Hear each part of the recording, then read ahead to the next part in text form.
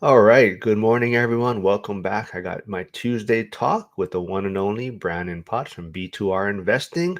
Hope everyone had a great holiday weekend, Cyber Monday. Hopefully, they didn't spend too much money. But morning, Brannon. Morning. Well, unfortunately, I spent a little bit yesterday. On what? Well, before we jump into it, what did you spend it on then? Oh, I bought a trip for next Christmas, the week after Christmas. So we're at the age our kids, what do they not have? So now we're doing experiences, and so we bought a Cyber Monday cruise for the week after Christmas next year. Interesting. Interesting. Okay. Well, I'm sure you can afford it. That's the thing, right? Because, hold on, let me turn my. I don't know why it always does that. I always turn the volume down, but it still comes on. Okay. Well, we're gonna dig. Brandon had this topic he wanted to discuss. So maybe you can talk about your history, your work history, but he wants to talk about maybe the truth behind your job preparing you to invest in real estate more than you think, right? Yeah. So, thinking back, and this was a good week, like I said, to be introspective, and I was putting down some points of kind of what's happened in my career, and just it was very good reflection time. And you know, I- just so everybody understands, I, where the career really started was when I was 18 years old was when I began preparing, and maybe even a few years earlier, I would call myself a serial business entrepreneur. And it all started in junior high, was the very first business I had. And some of that was I was selling gum in junior high. So that's where it started, from selling gum in junior high. One, I still remember it today, one for 15 cents and two for a quarter. I'd go down to the local 7-Eleven and buy those 3-cent gum pieces. And I was making $3 to $5 a day. So I was learning my first business. Man, gum was expensive in like 1915. Whatever. Hey, back then it was 3 cents. You can't find 3-cent gum now. But I do want to say good morning, everyone. I see Ryan Ruff in the chat, so I will actually be interviewing him and his wife tomorrow. So that's going to be a fun one. We've been trying to figure out when to schedule that. So hopefully we get that done. He will also be him and the wife will be speaking in Vegas, same as Brannon. I'm not sure what day they're speaking though, but yeah, definitely. I think this is very interesting because a lot of people are always trying to figure out, is real estate for them, right? Investing in real estate, and do they have the knowledge, I guess, or information, how to jump in? And a lot of times we don't realize whatever our career path has been can sometimes help us in whatever this real estate journey we're going to take on, right? So, has, like you said, you've been thinking about this for a while, seems like, right? Oh, yeah. Yeah. You're talking about real estate? Well, yeah, like, as far as how it's maybe help you grow or build your Yeah. Oh, portfolio, right? yes. I've been thinking about this for a while. And, it started out, and I was realizing early on I had interest in numbers. And when I was a late teenager, so a little bit of background, it's talking about history. I grew up in a family of entrepreneurs. So I'm not the first one. My grandfather started a business in actually in late 60s. And just thinking back in life, and you appreciate what he did. I mean, he had built a business. I mean, so you think in the 70s, and they were doing almost $20 million in revenue type of business in the 70s, how much that would translate to today. And I remember doing that. I spent time as a kid down at the family business, and watched that grow. My grandfather sat down with me and taught old school accounting. And let's go back the example, because he was using pictorial images, using the T graph and those old green ledgers. I know some, maybe you know what I'm talking about, but go back to Rich Dad Poor Dad, and he talks about cash flow. When you talk about it in concepts, it's hard to understand, but he drew out the income and expense, the P&L statement, and the balance sheet. And when you could see the flow of money, where he showed it with arrows, you really understand what cash flow means. Well, he was doing that for me with accounting. And this is where I kind of I push against the group of focusing not just on profit and loss, because what I've been trained in since I was a teenager, doing the T graphs and then doing the ledger, the old traditional accounting ledgers, I was able to see the flow of money, and not just the profit and loss statement, but understanding the flow of money and what it does inside of a balance sheet and building up a good business. So he taught me with T ledgers, and this was in my late teens. And then my family I started the first food truck in Cleburne, Texas, in, I guess that would have been 1989. I know I'm dating myself pretty good here. I know. I'm waiting for the comment, Mark. I'll go finish, man. I'll let you So go. when I was 18 years old was my next business. And my family started that out. I had the food truck, and I had 3 employees, and I had to do all that business by myself. My family didn't give me a whole lot of instruction. They let me learn. And now I'm doing food trucks. I'm having to go buy the food products, these are chili cheese dogs, just so you know. And but I had 3 employees. I did all of my counting. I would sit down with my grandfather. I would show him all my entries into the old school ledger book of the debits and credits. I would actually have to do payroll manually with a schedule. I had those circulars by the IRS, and I learned how to pay employees, do the deductions, pay the 941s. I had to do it all very manually in the late 80s and the early 90s, but it taught me what is happening in a business, that I might be having sales and what I think is profitable, but I was looking at, the cash flow and things like that. So what most people study, and I think people that, my background, they understand profit and loss, but they don't understand what happens on the balance sheet. And both statements are important. Do you know what the most important statement is? No, no. What What is would it? you say is the most important statement? Let's just say it this way. What would most people think the most important statement is? Your The profit and income loss? statement. Yeah, well, yeah, profit and loss. Most Yeah. people would say profit and loss, and it's not. The Why most not? important statement there is called the statement of cash flow.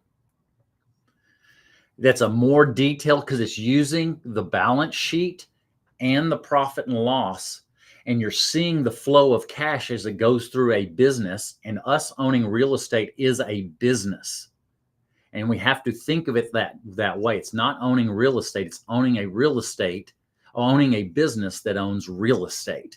And you've got to understand the flow of cash as it comes in. And this is where I would say fight, but I show my perspective in that I'm understanding cash flow, but I'm also understanding the personal financial statement and what's happening with assets and taking care of assets. So this is just the training I've gotten managing. That's just one of the businesses when I was 18 to 22.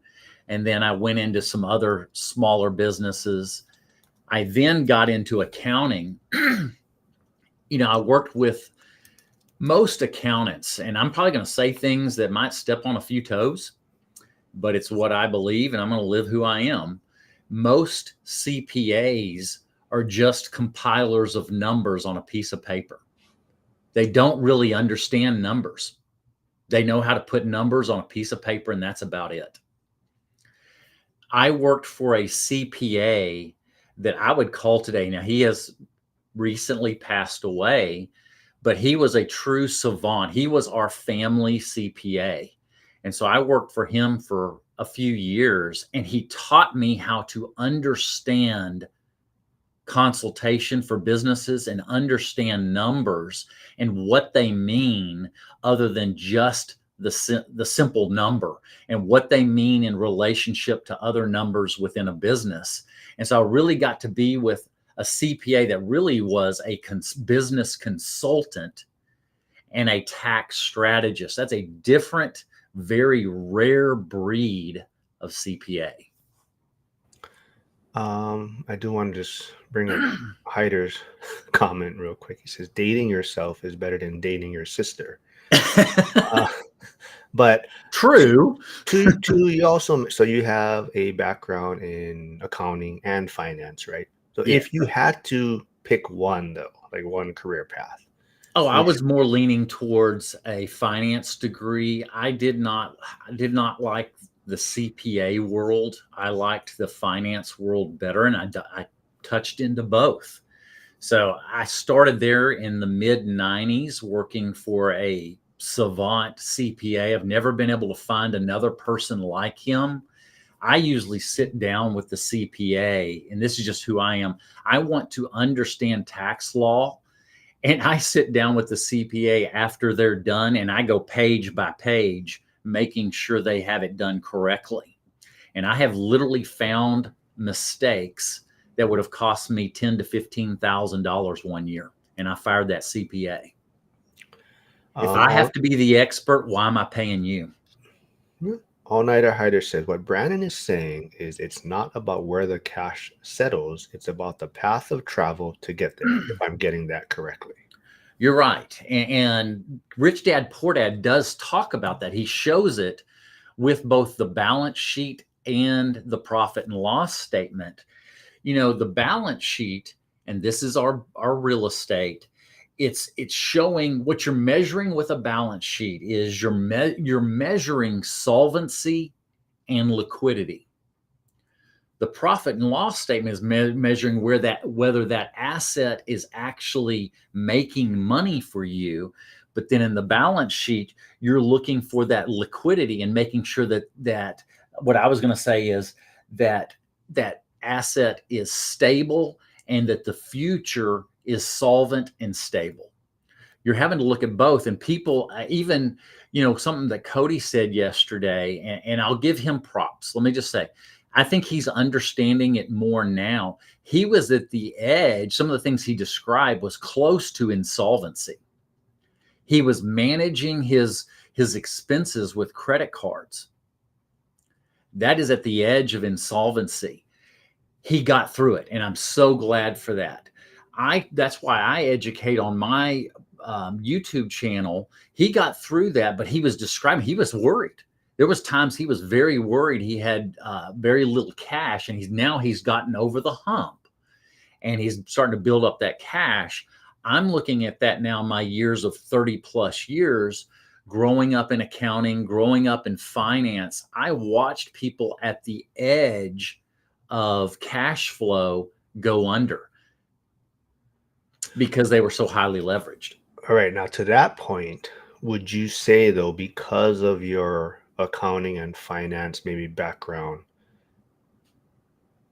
that's why it took you so long to really start your real estate journey? So yeah, you did property, you had a business, property management, but because of your knowledge, so like you're saying, like Cody maybe was a little reckless. I don't want to put I'm not words, saying but Rick. I yeah, don't want but to disparage Cody. That's not my purpose here. but I'm describing.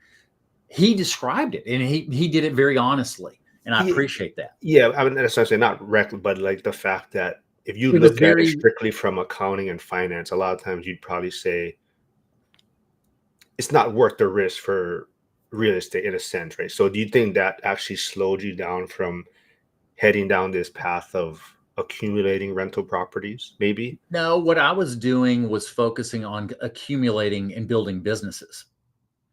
I went the path of building businesses first and real estate second. Um, that was where I was at. So I went down the path. So from doing the accounting and realizing that's not where I'm at. I don't want to be a CPA, but I got that education from a true savant. I actually went, I was still discovering what I needed to do.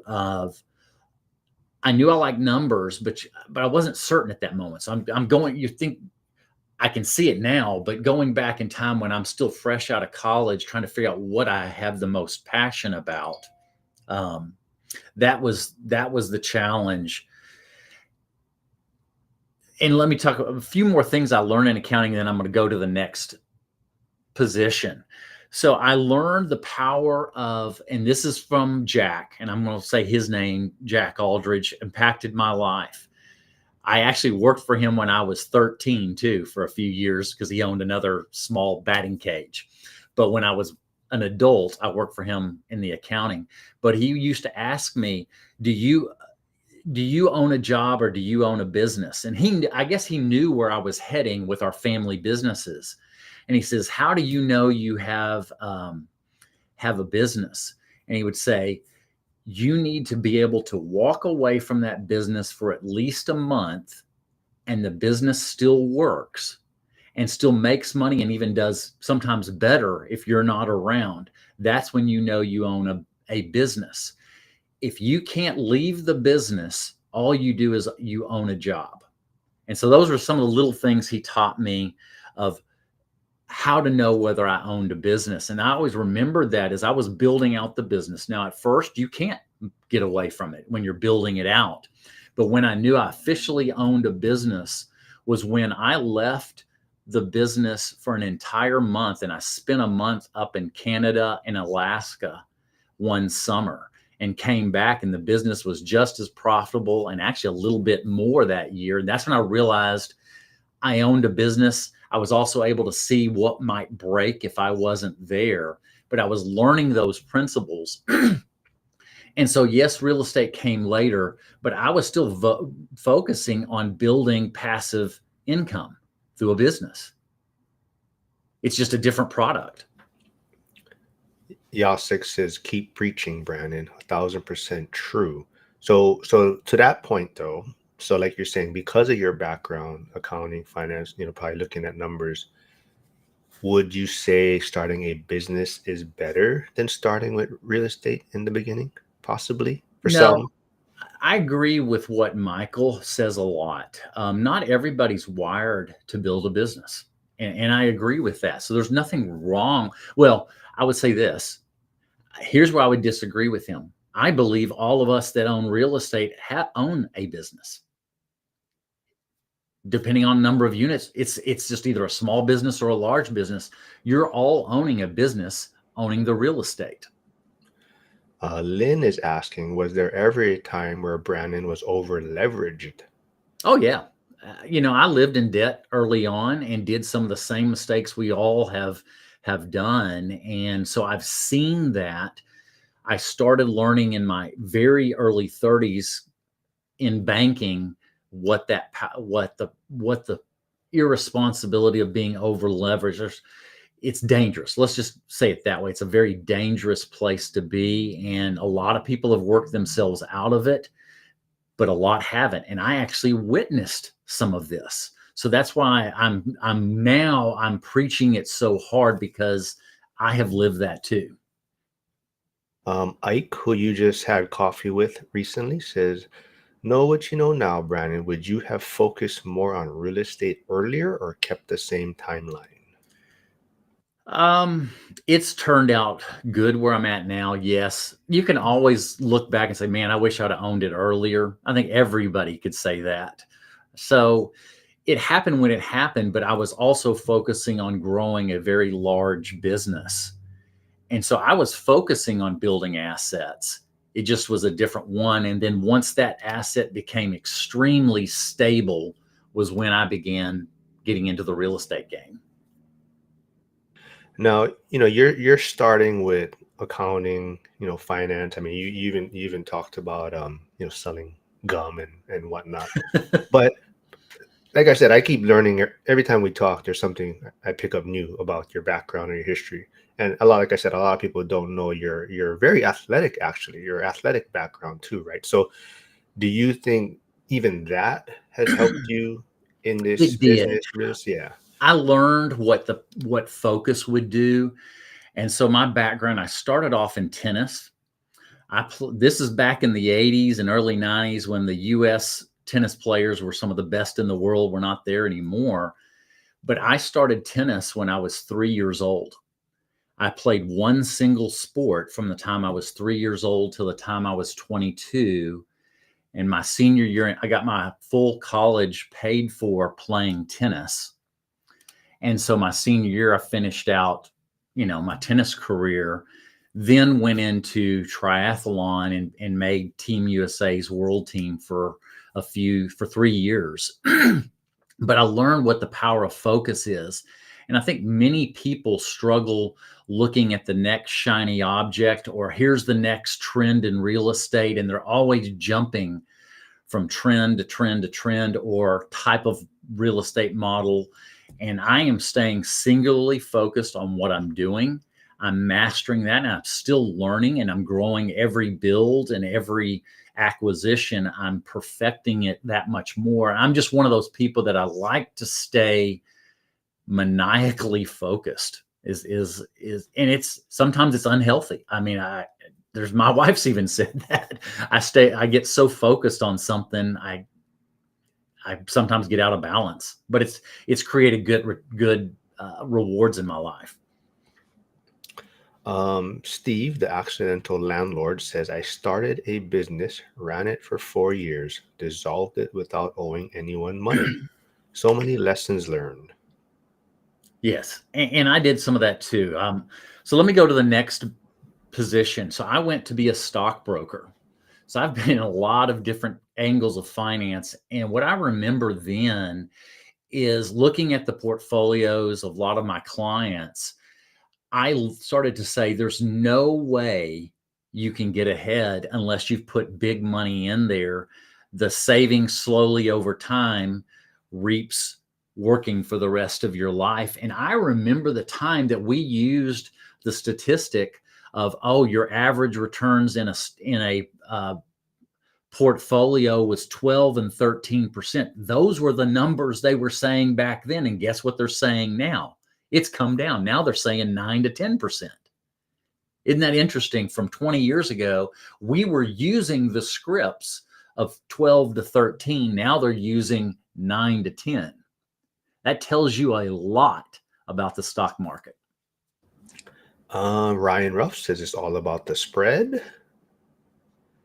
Ryan also says a lot of people like vision. I think that's why a lot of people lack vision. I think that's why they jump around. I'm just saying, yeah, I think everybody deals with it at some point. A lot of times they see what other people are doing, right? So sometimes, you're heading down your path and then you see someone, oh, doing this, like even yesterday, right? Sober living homes or, Yeah. short-term rentals or whatnot. And then, it kind of piques your interest. But I think definitely staying focused, like you're saying, is a superpower in its own right. But how do you know, like you're saying, maybe when, because there's got to be I shouldn't say there's got to be a point, right? Because you could stay on that path the entire time and be successful. But when do you And think? sometimes if you're too focused, you've got to know the balance between the two. You can be so focused you miss something or miss an opportunity that you really should have taken. So it's trying to figure out where that spot is of the focus. Because I saw that sober living. You've got the midterm rentals. You've got the rent by the room. And yeah, all those look appealing and look like great numbers. I'm just staying focused on what I'm doing. And yeah, maybe I might miss something, but I feel like I gain by just staying focused in what I know and in using my background of doing the build to rent. So it's trying to figure out when to pivot and when not to stay focused. Big Val is saying, I watched a video on your single family home. Beautiful. What type of floors did you use at your single family home build to rent? So the first one, I did a stained concrete, and we scored the concrete and it had a good look. I looked at that, and yes, over the long term, I think it'll have a little bit less maintenance, though you have to do some maintenance after some years. I chose against that year two and just went with laminate flooring because the cost was a little bit less than half the cost of staining the concrete. And so, each one, I'm going with the laminate. I'm just give example. So the stained concrete was around $7,000 for these houses. I'm building the same floor plan every time. So it was about $7,000 for the stained concrete. Well, now I'm doing the laminate flooring at around $3,100.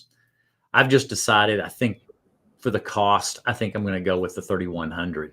So every now and then I'll try something to see if I think it's the right decision. But the flooring on that one, from the first build to now, I've moved from stained concrete to just regular laminate floors. Does accounting discipline translate perfectly into real estate, or did you have to unlearn some habits? Hmm. Boy, I don't know. I don't know what I've unlearned on that. I don't even know how to answer that. I'm sorry. I think it's been very good because I prepare those numbers. One of the things that I talk about and is common sizing. And I don't know if many people even know that term of common sizing numbers. And I learned that from the CPA I worked for.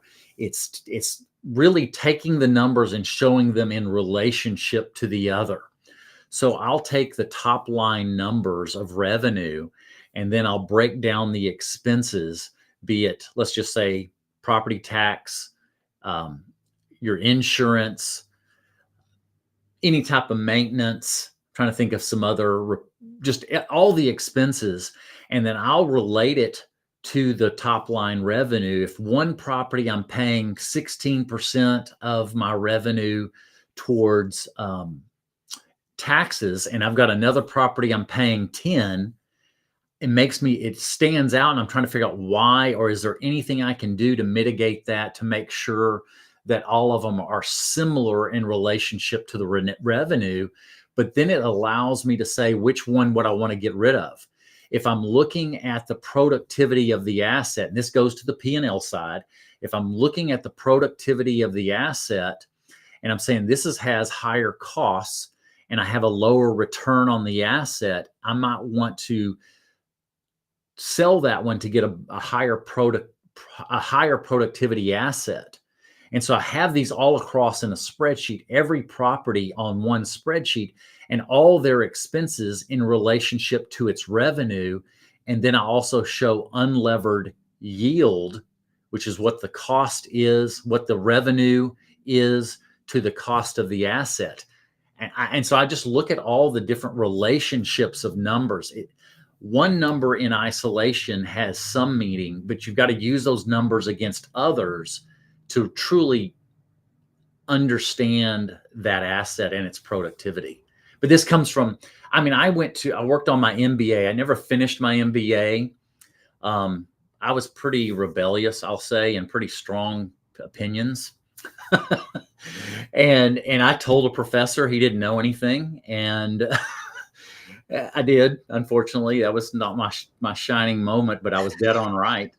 Sorry. He didn't know anything. All he did was read from a book. And I'm like, why am I? And I stood up in class and said, why am I spending $2,000?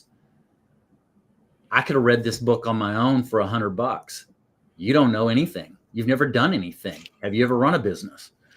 And I walked out of the class and resigned from my MBA program. And I told him it was the biggest waste of money. Looks like we threw Janelle off a little bit from school. I guess she hopped on after I read out Hyder's comment about dating your sister, and she said she was wondering what she missed. She was a little confused. But I do see Esther tuning in. Esther also says, ask for CPA to meet at least 3 times throughout the year in tax preparation. Ask for tax saving tips.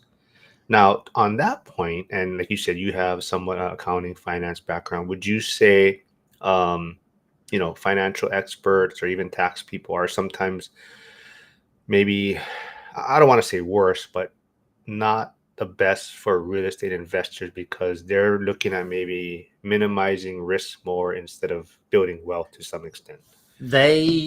What I found of most of them, they're not business mindset.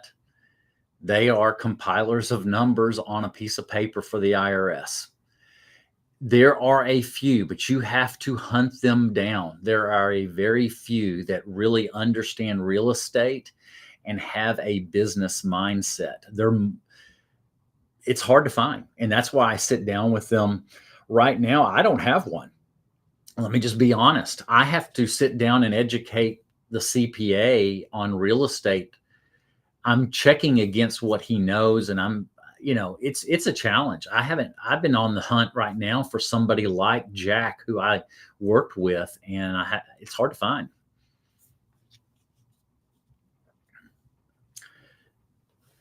Up, I lost you. Curtis was here earlier. I think he's teaching today, but he did leave a comment. He says if he can teach middle school, right, he can deal with tenants, right? So he's talking about life experiences. You're looking at it more from like maybe the numbers, accounting, finance, right? So do you think anyone prepares you better for real estate investing? Would you say the accounting, finance side, or like life lessons? Boy, I think finance taught me the most. Finance was my MBA program on steroids. Now, they did send me to school, so I would spend a month plus in school on MBA. It was the true MBA education, where I would go to school learning, understanding finance and how to evaluate companies.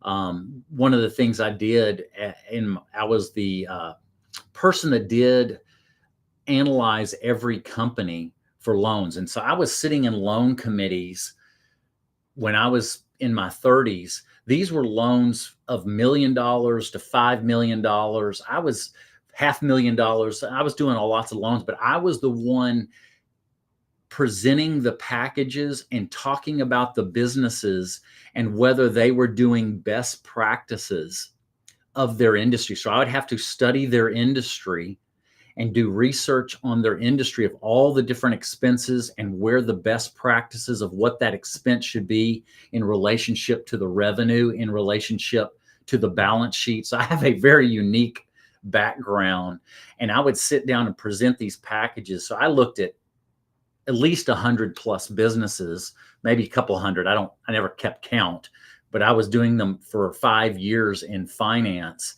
And it really taught me even best practices in our industry.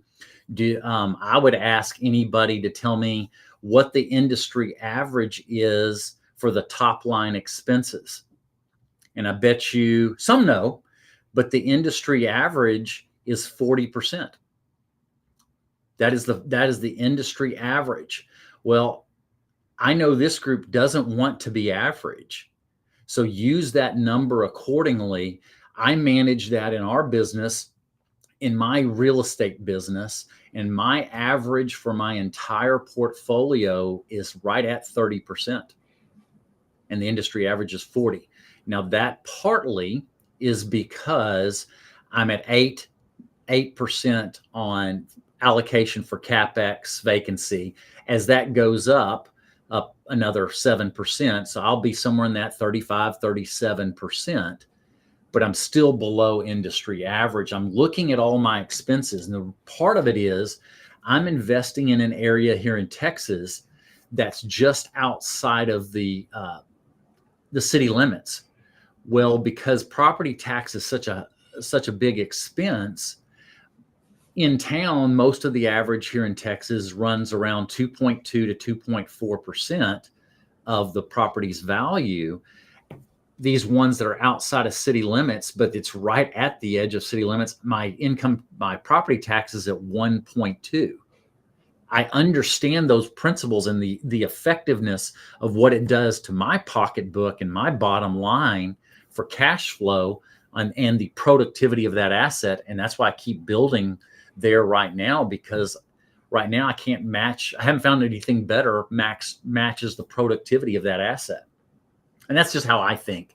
I look at the productivity of the asset. I know you said you had a lot of notes. Is there anything in your notes you want to touch on? I remember watching as a stockbroker and starting to see that balanced portfolios have a cost.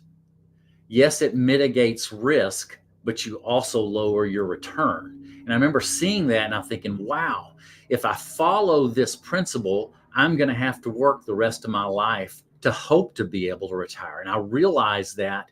And they also taught us that 4% rule. And I started putting the math to it. I'm like, okay, everybody wants to say they want to get to $1 million. And the statistics are 3% of the people have $1 million portfolio. So do I want to join a plan that I have a 3% chance of reaching a goal. And with that, using their own words, you should only draw out 4%. Well, that's only $40,000. You can't live on that. And so I said, there's got to be another way. And so fairly soon after that, I resigned from being a stockbroker because I didn't have passion and I didn't have belief in it, and went into finance and real estate and commercial banking. You'd have to cut back on a lot of your Aloha shirts if you only had. They wouldn't allow me. I had to wear, can you believe this? I had to wear a suit every day to the bank. That's why I wear Aloha shirts. That affected me. I hated wearing a suit. So you kind of touched on it briefly, I think, just now, but is there something you wish investors knew about numbers, and what do you wish they'd stop obsessing over? So like you're talking about hitting that 4% and On the investment side, you ask the stockbroker. There's a difference, and I believe there is some intentionality to it. They will use average returns, and it's because it minimizes the losses. You ask them, what is the actual real returns from the past? It is a different number, because most people don't understand. They know the law of compounding, but they only think of it in the positive, that one year you're earning 10%, and then the next year, even though you're earning 10% again, you're earning 10% on that 10% you earned. And that's part of the principles of the law of compounding. Well, they also work in reverse. And that's why you have to ask actual real returns. Because one year you lose 20%. The next year, do you get back to break even earning 20? No, you don't. It's the law of compounding in reverse. You have to earn 25% just to get back to break even year two if you lost 20% the year before. That the actual real return is what you need to be asking about. And that's why I always use 9% if you're looking at the stock market. But then they also tell you to be a diversified portfolio with that, of a 60-40 split of stocks and bonds. So what is that real return over the years? And I watched people right when they were about to go to retirement. Now, these are people in their 60s and 70s, so they had to work all their life for this. And then the stock market went down by 20%.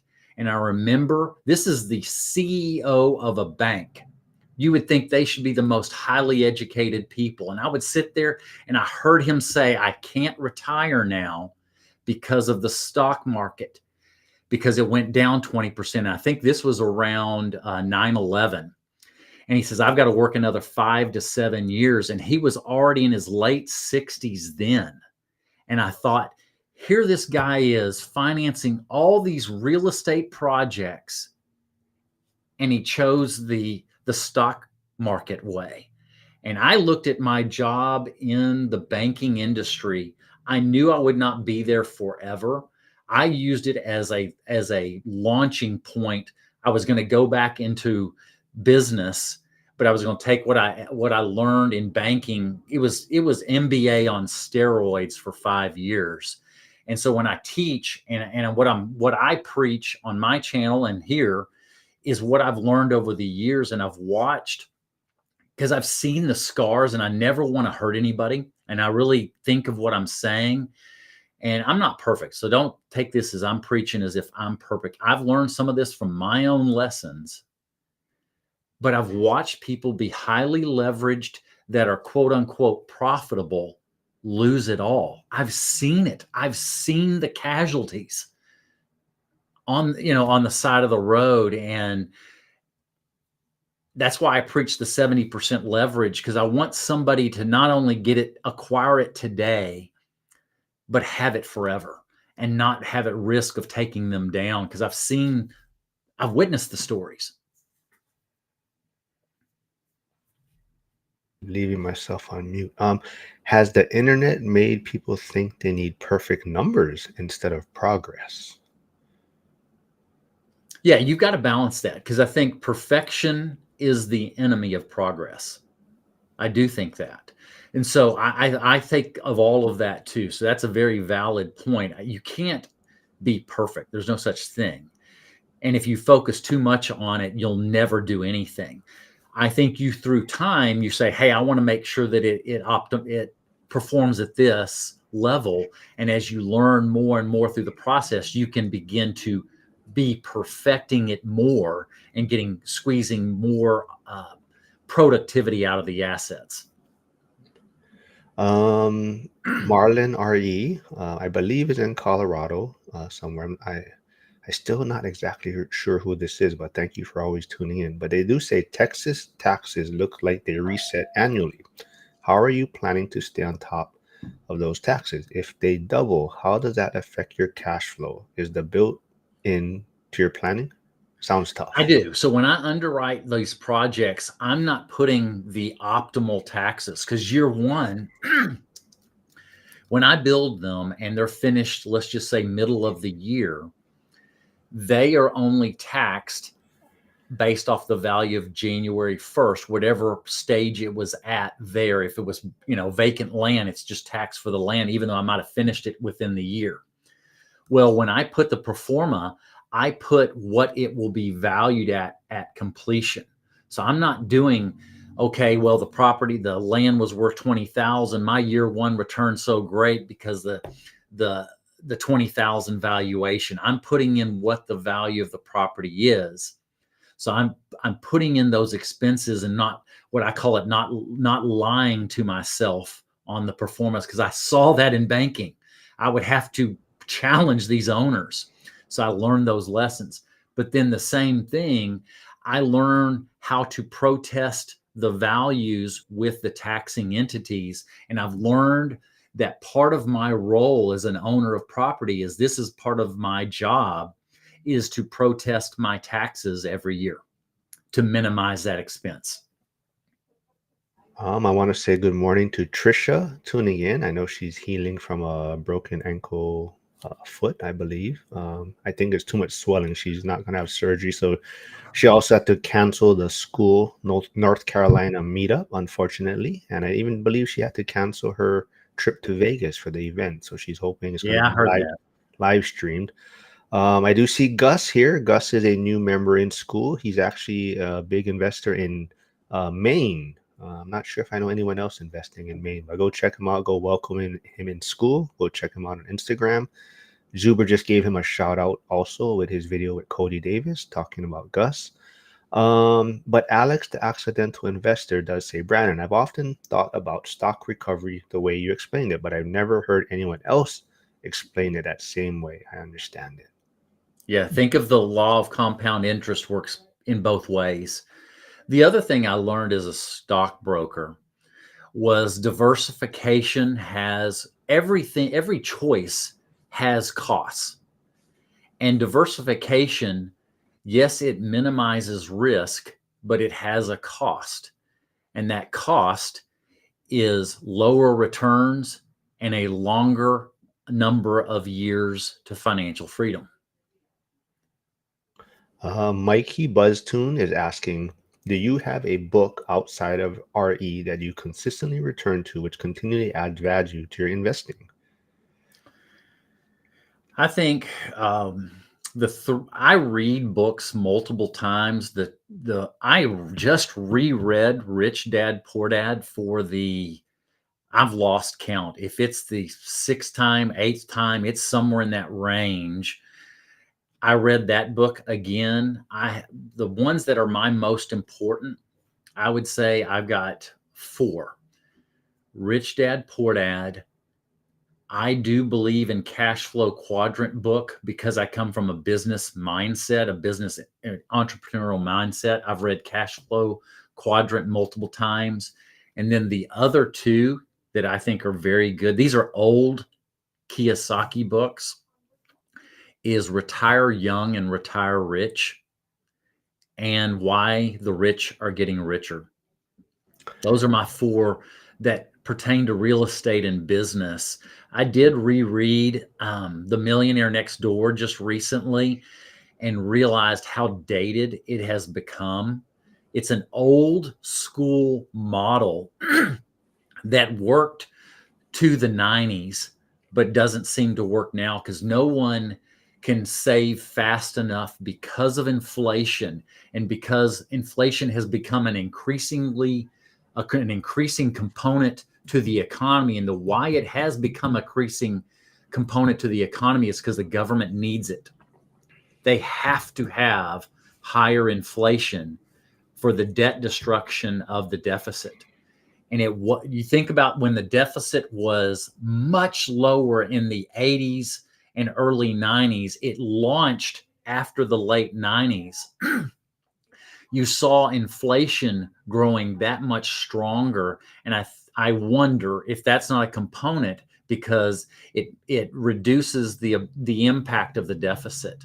And so I think The Millionaire Next Door is it's a history lesson in the old school economy of you can save your way to wealth. I was gonna say, how do you have time to read all these books? Is it when you're hiding from your wife when she thinks you're working? No, I do not. I get up. I'm, you know, Mark, you're. I don't know how you even make it. How much sleep you get? Um, I get up usually around 5 in the morning, and it's quiet in the house. I get about a good hour and a half, and I read in the mornings. I'm spending time. Y'all know my background. I'll spend time in the Word. And one of the most practical books in the Bible is James in the New Testament and Proverbs in the Old Testament. And then these books, I spend a lot of time. I grew up loving reading since I was a young kid. And I bet I've read 1,000 books in my life, or at least somewhere close. And sometimes I read books over and over again because I'm in a different spot in my life and I see it differently. There seems to be a good amount of questions about property taxes, but before we get into that, we are talking about books and writing. I know you've mentioned writing a book, right? Maybe possibly under the one rental at a time branding, as Zuber has mentioned. How's that coming along? Not much progress in the last month. Um, I've just been working on some other projects. Your This is speech, your speech you've been I'm working working on? on a speech that became a priority because that's coming in February. I'm presenting it to an REI group here in January. I'm preparing teaching at 3 different schools here the first quarter of the year. So I spent a lot of time in that. I do have all my notes. I will say I have 10 pages worth of bullet points for my book. And now I'm trying to organize them into sections and then eventually into chapters. And, I keep thinking of the principle, how do you eat an elephant? It's one bite at a time. So I'm trying to get it one bite at a time, getting it into the chapters. And I'm waiting for a little bit of inspiration because I want to do it with stories. So I'm working on stories within the book to apply it to life. So I am doing a little bit. I just don't feel like I've progressed a whole lot in the last couple of months. I'm gonna sick Chester on you at the event to ask you many questions, so he'll be ready for you. But Hyder does say, absolutely love Brannon's approach to taxes. Don't just accept them, conditionally accept them with accountability. And then, yeah, so Esther and even, And I'd say this to Hyder, that's what I do with the CPA too. I do it not only with property taxes, but I sit down with the CPA and understand. And I go through my tax return page by page, making sure that it's correct and from what I understand of IRS tax code.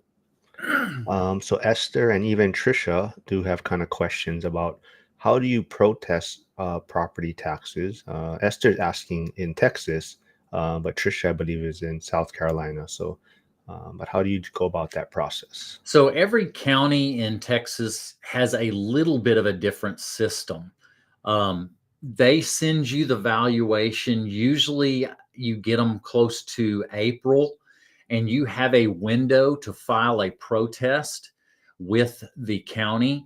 And then sometimes it just depends on how much you want to go with this in protest. You can do a lot of it if you can do it over the phone, or you can do it in person where you're going with comps. And certain counties will use the income approach, certain counties will use sales, and then certain counties will use either one.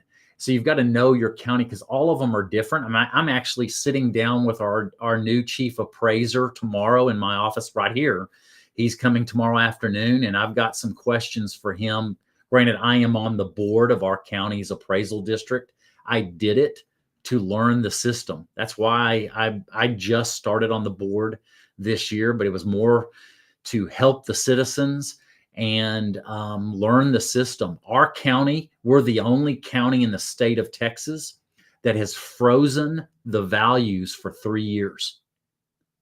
Most of the other counties they reassess every year. We're the only county that's frozen them. The state law allows us up to 3 years, and all the other counties are watching us. We're setting a trend. There is one other county in Fort Worth, in Tarrant County, that's frozen it for 2 years. So there is a movement to help the citizens. And I guess you'd say I'm in the forefront of that. And we're just seeing how that works, being frozen for 3 years. Nice. Let's see. Trisha says, just started this, My Life and a Thousand Houses, The Art of Owner Financing by Mitchell Stephen. Hyder says, James is a great book written by the brother of Jesus. Josh Burdick says, the debt reaper is looming over this economy with a giant sickle. And for some reason, Flavio is asking, Brannon, do you speak another language? I think he's hoping you speak so he can understand you when your presentation in Vegas. Yeah, I wished, they do teach us Spanish here in Texas. That is part of the classes we take, but it's been so long since I used it. I'm sorry, I don't. You speak Texan, Josh I said. speak Texan. Yeah, that's right. Deep South. Yeah. You think Flavio. I sound Texan? You should hear my wife. I make fun of her, and I say, she grew up in a small community called Bono. Somebody have to look that up, Bono. And I always make fun of her. She lives in South Bono because her accent's even thicker than mine. Let's see what I got here. Does experience matter more, since we're talking about like your education or your past jobs, or does hunger matter more? I think hunger. You've got to want it. And one of the things that I learned over years, and I think I started fully understanding it late 20s, early 30s. I had one of my strongest fears in my life has always been to be average. And it drove my hunger and my focus. And I saw that through my tennis career, through my triathlon career, through my business to career. But I had to realize I was always good at sports. And just to give y'all some understanding, my senior year in college in Division II, I was ranked 48th in the nation my senior year. So I looked at that. And when I got into triathlon, I told my wife, I said, I want to be one of the best in the country or I'm not doing this. And it took me 6 years to make that national team. And I remember that moment. They took the top 12 in your age division, only 12 people in the entire country to make that national team. And what it taught me of focus. And then I said, man, I want to be able to translate this into business. Why can I be so good in sport? And why can't I get this in business? And I finally turned a corner I would say it took me till I was about 40 to really figure out how to channel it when I got into real estate. And this will be another video. But when I got into real estate, I told the Keller Williams office when I joined them, I said, okay, what's the National Rookie of the Year? I need to know because I'm going to do this and I'm going to be the National Rookie of the Year. That's my goal. I didn't make it. I think I finished up number 2, but it drove me. I wanted to be excellent at something. I was so scared of just being average in life that it's driven me to excellence in some ways and driven me into I'd say some maniacal stuff of focus that has cost me too, but it's also rewarded me. So you were the first loser then, like they say. You're right. I was. And it still to this day haunts me and bothers me that I finished up number 2 in the nation. Good to know. I'll keep bringing it up then. Um, Josh Burdick says, I wonder if DeSantis in Florida will be successful ending property taxes on primary residence.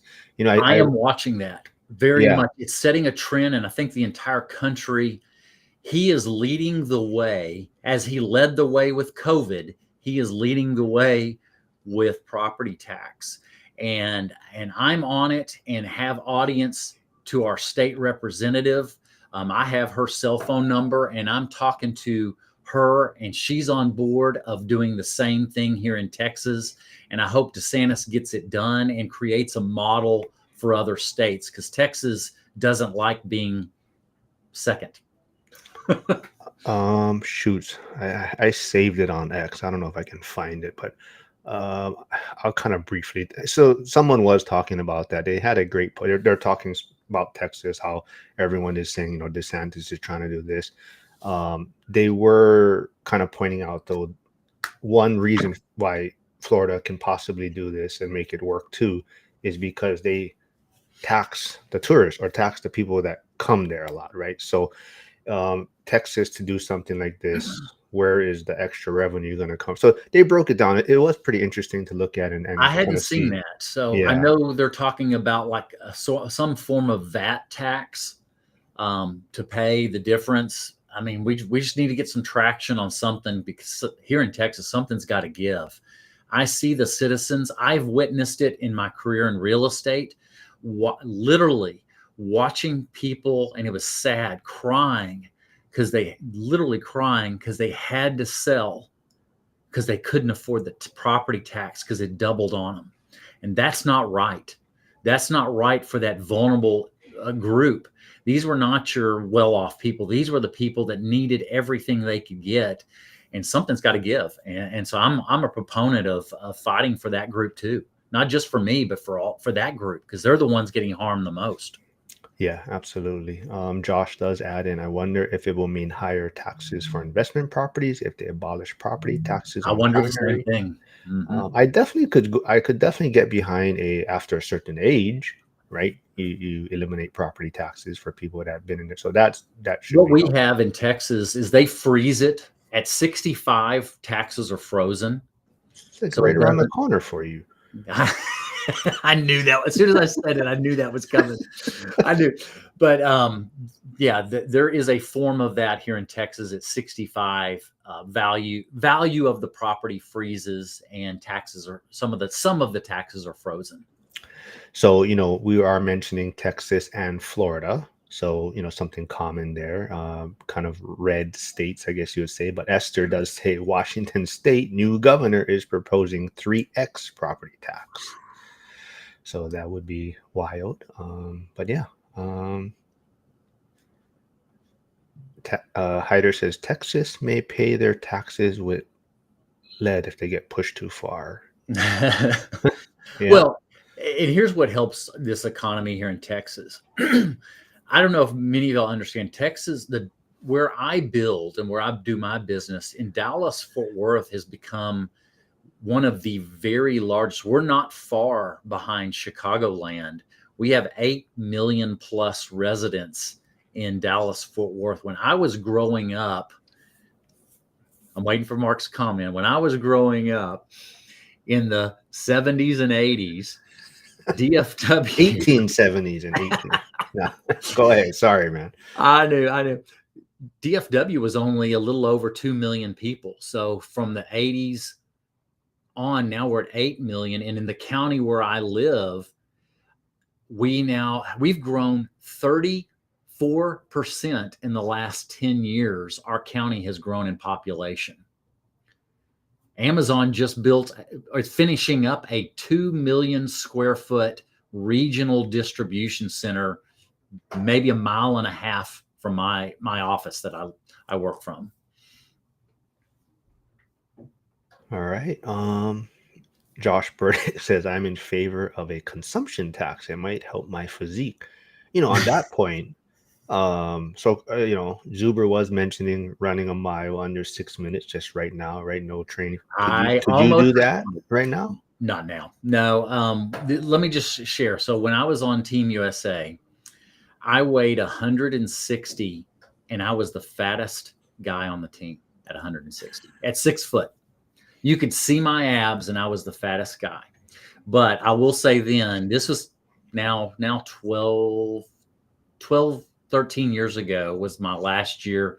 The world championship then was in Auckland, New Zealand. I could run a sub 5 minute mile at 41, sub five Damn, minutes. my little legs don't move that fast. So yeah, You got that Flintstone effect. yeah. Well, so this was a great episode. I know you said you had a lot of notes, so we might even bring this up for next week's topic. Yeah, because I haven't even got into the lessons I learned in banking. I touched on it, but See, you distracted me. That's why talking about your age and stuff. I know. But fill everyone in. How's the coffee? So the coffee Friday coffee in Vegas is set, right? It seems like there's a bunch of people coming, and some of you wild people that are coming to both the midnight one and the morning one. More power to you, but I'll be in bed. Quickly, let's see. Hyder says Washington must be heavy with renters to propose that. Washington would drive up rents like the rest of the highly taxed rent-controlled goofball states. Yeah. Well, I will say Texas, they are doing some property tax reform now, but they are only hitting homestead values. So I could see where the investment in commercial property takes the hit, because homesteads are getting all the breaks, and it's not the investment properties in commercial here in Texas also. You know what? Before we wrap things up, I know you came out with a new video. You're working on two builds, and there was some trees, or what was your video on recently? The most recent one was the rents acrostic of using rents to analyze, and each one of those has a meaning to the video. I am filming one. We're clearing the lots, and I'm going to be running over there later, either later today if I can get to it, or tomorrow. The lots are now clear, and that they're building the pads now for the foundation. So that'll be, but that's many. I want to do all this series on the build back to back. I did the last one intermittent through the build, and it never felt like people could keep up. And I had a few private comments. So this next build, I'm going to do a series back to back every week. And I think people can follow the thread of the build better. So these are films that I'm going to be doing that probably won't come out till May of next year. And it'll probably be a 6 to 8 week series. Hyder says he's bringing a sleeping bag to Denny's and staying the whole night. Just got a Well, tip. I think it's a different Denny's where y'all are going, and where I'm having ours is on the Strip by the Venetian, and I think y'all's is down by Fremont. Am I right on that? That is the plan. Yes. That's what I thought I heard. So, for those still here listening, yes, I am staying at the Downtown Grand. I know a lot of people are looking at Downtown Grand and the Golden Nugget. And you will be staying where, Brandon? I'm staying at the Venetian. Yeah.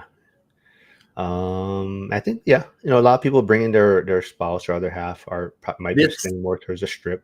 Just so everybody knows, that is actually my anniversary weekend. It's it's part celebration. Now this year we are bringing my middle daughter.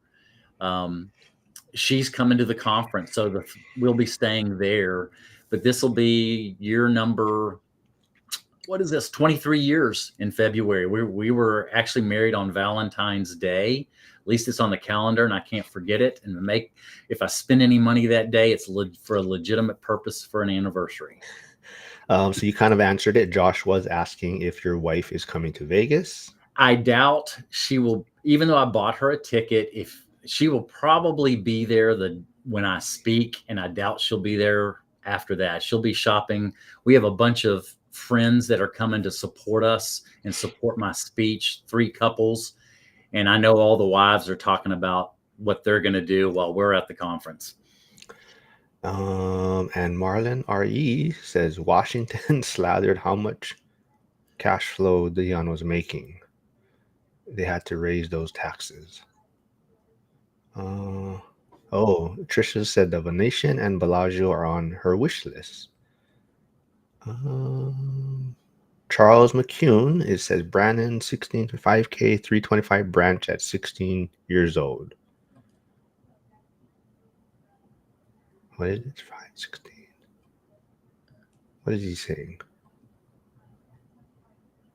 I don't know. I don't know. Hmm. Charles, put stop playing with the helicopter and clarify your message, please. Oh, Washington State heard how much Dion was making. Okay, yeah, yeah. But what were we just talking about real quick? Where we We're were staying. saying Denny's, but there was something I was going to bring up before Charles's question. Denny's, you mentioned the wives being there. Oh man, I can't even remember. Well, if no one else got any, oh, bench press. Oh, 16, 5K, 325 bench at 16 years old. Oh, Brandon. Oh, wait. All right, I don't know. All right. Oh, I know what I was going to say. I did see 5K run. 5K run, I think is what he's talking about. Yeah. Oh, him. I think maybe I he think did. he did a 16:23 5K. That is a fast 5K. Yeah, he was driving in a tractor. I'm guaranteed Charles did not move that quick. No ways. But That is a good time for a 5K. but you did mention, oh, your daughter is going. I believe I saw Zuber comment on one of his own videos because someone was asking. I believe there's only about 5 spots left. I saw that comment Yeah. too. So if those of you that aren't aware, if you bring your kid, teenager with you, they'll get a free access to the event. He only had about 20 spots. So like I said, I think there's only about 5 left. So if you are thinking about it, reach out to him, let him know. And like he said, whatever ticket you purchase, they'll get the same access. So if you buy a VIP ticket, they'll get VIP access also. All right. So yeah, this was a fun one. Like I said, we'll probably dig into this next week. Get more to your questions. Anything else you want to say before we wrap it up? No, I'm glad I chose this because it just lets me reflect on my history. And I think all of us leverage our life experiences that make us make good decisions in real estate. We're using our life history. And when you sit back and reflect on what's happened, in lots of ways, it makes you feel gratitude. I really believe in that emotion. We sit down with our team and we go through our gratitudes for the week because it makes you be thinking of what you're grateful for. And this time allowed me to be grateful, thinking of my family, my grandfather, a good family friend, Jack CP. It was just a good time of reflection. The janitor on fire tuning in late, but thanks for stopping by. Yes, he is cheering for, he's a Cowboys fan, and I said, yes, anytime the Cowboys win is great because the Bears destroyed you folks, so it makes us look better. But both teams are on a roll, and if those don't know, the Bears are the #1 team in the NFC right now. So, but my final question to you then for this week is for your daughter attending the event. What is the one thing maybe you're hoping for her to get out of it? I think it's really for believing she can do it on her own. I did make some required reading that she has to read Retire Young and Retire Rich because there's some lots of good principles in there of making good choices when you're younger and have that runway of time. So I'm looking forward to her getting exposed to the talk, and maybe I'm gonna try to keep her away from you, Marc. I want her to meet people with class. Yeah. Don't bring around the riffraffs then. Yeah, definitely. But hey, no, it'll be a good time. Now she is going to be there the whole time because that's when she's getting out of school for this. I told her, I said, okay, if you want to come, you have to be there for the conference. Plus, I take pride that Michael gave her a ticket, and I believe there's responsibility in that too, not just to come to one little thing. That I want her there for the whole time, but it's for her to have some experiences talking to our group and hearing all those speakers, and especially Cody and Dylan, and just that group believing it can be done at a young age. Very cool. And Josh does say, I wish my son could go, but I may have to have him working at our business. Yeah. All right. Like I said, man, thanks for doing this. Tuesdays is always fun. You're my regular guest on Tuesday. We'll see if anyone wants to join us maybe next week and dig into the same topic. And so you can add, I know you have a lot of notes. Everyone, thanks for tuning in. I'll be back tomorrow with Joel. Not sure if Lauren's going to be able to make it. I know she had some other obligations, but I'll be here with Joe and someone else, hopefully. Same time. And everyone, have a great rest of the day.